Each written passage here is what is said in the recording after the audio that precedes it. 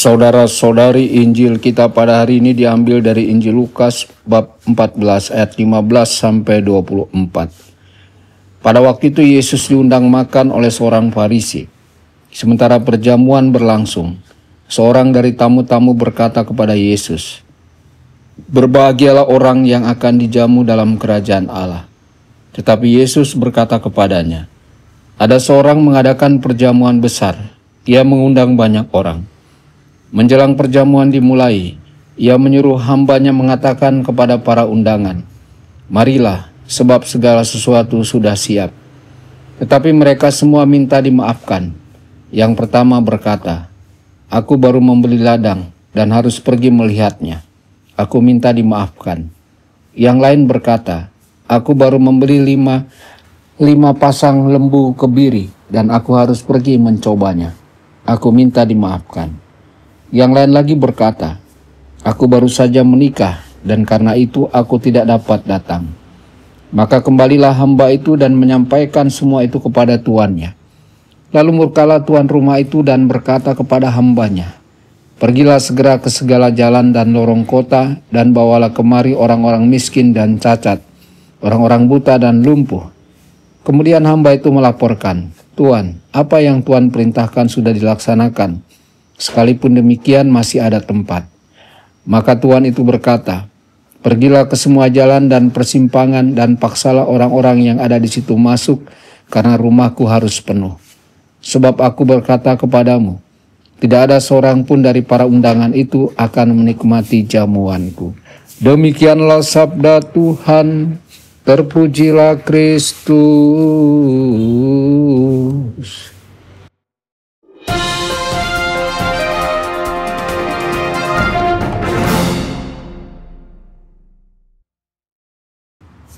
Dalam nama Bapa dan Putra dan Roh Kudus, amin. Saudara dan saudari terkasih dimanapun Anda berada, jumpa lagi dengan saya Romo Tedens dalam saluran Warta Kabar Sukacita. Semoga Anda semua dimanapun berada senantiasa dalam keadaan sehat dan bahagia. Hari ini gereja merayakan peringatan Santo Carolus Borromeus, seorang uskup agung Milano pada abad ke-16. Tokoh besar pembaruan gereja setelah Konsili Trente. Beliau dikenal sebagai gembala yang setia, sederhana, dan sangat dekat dengan umatnya. Ia melayani dengan sepenuh hati. Bahkan pada masa wabah pes yang mematikan, ia tidak meninggalkan kawanan, melainkan turun langsung memberi penghiburan, bantuan, dan sakramen. Hidupnya adalah jawaban nyata terhadap undangan Allah untuk masuk ke dalam perjamuan kasih. Saudara-saudari, Injil hari ini berbicara tentang perjamuan besar. Allah adalah tuan rumah yang mengundang banyak orang ke perjamuannya, yakni sukacita surga dan persekutuan abadi bersamanya. Namun sayangnya banyak orang yang menolak undangan itu dengan berbagai alasan, terlalu sibuk dengan ladang, pekerjaan, bahkan urusan keluarga. Semuanya tampak baik, tetapi bila ditempatkan di atas Allah, semua itu menjadi alasan yang menjauhkan dari perjamuan sejati. Saudara-saudari, bukankah situasi ini juga sangat nyata di zaman kita? Kita sering memberi alasan untuk tidak menanggapi undangan Allah, sibuk bekerja, sibuk mengejar rezeki, sibuk dengan teknologi, hiburan, bahkan pelayanan pun kadang hanya menjadi rutinitas tanpa hati. Kita mudah menunda doa, menunda ekaristi, menunda pertobatan. Padahal Allah tidak pernah berhenti mengundang kita melalui kitab suci, sakramen, orang-orang di sekitar kita, bahkan melalui krisis yang kita alami. Santo Carolus Borromeus memberi teladan bagaimana seharusnya kita menanggapi undangan Allah. Ia lahir dari keluarga bangsawan, bisa saja hidup nyaman, menikmati kehormatan duniawi. Tetapi ia memilih jalan yang berbeda. Ia memberikan dirinya secara total kepada gereja. Ia menolak alasan-alasan yang bisa membatasi pengabdiannya. Ia menata kembali seminari, memperbaharui disiplin rohani para imam, dan menuntun umat untuk kembali kepada doa, sakramen, dan hidup sederhana. Singkatnya, ia menaruh Allah di atas segalanya. Saudara-saudari, Allah selalu mengundang kita ke dalam perjamuan kasih-Nya.